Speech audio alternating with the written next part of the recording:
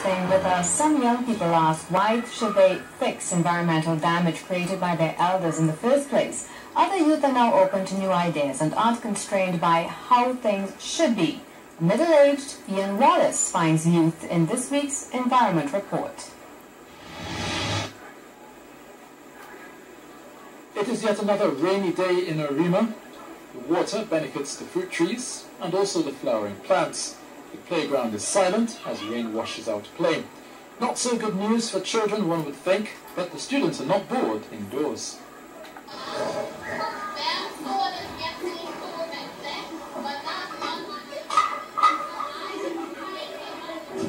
A week later, Tanti M is doing some cleaning with help from Ari, a young water warrior. Here in Arima, at the Christian Academy, the Caravan Youth Environmental Network is doing their water caravan.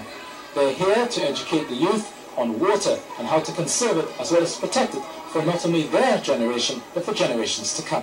Where does water come from? Water comes from the rain, and then it flows to our oceans, our rivers, our ponds, our lakes, and even underground wells, right? And somebody just said water. But where do you think water gets its water from?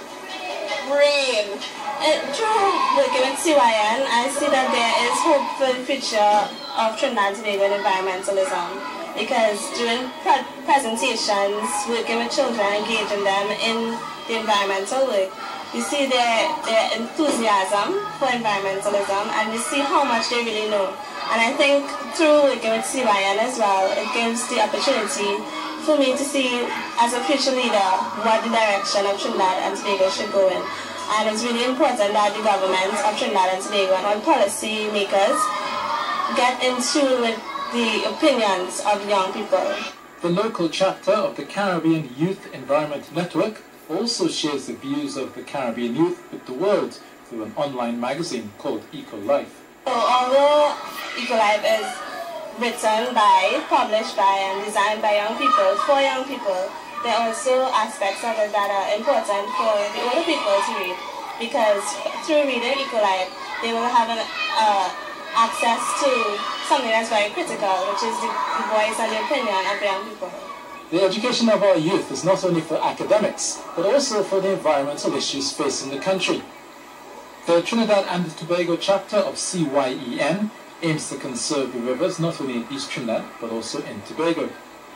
Right now we are signed on to WASA's Adapa River, in which we focus on the Arima watershed and the Coral watershed in Tobago. We plan on having 3 short documentaries which focus on where water comes from, who dirties water, and how can we clean it.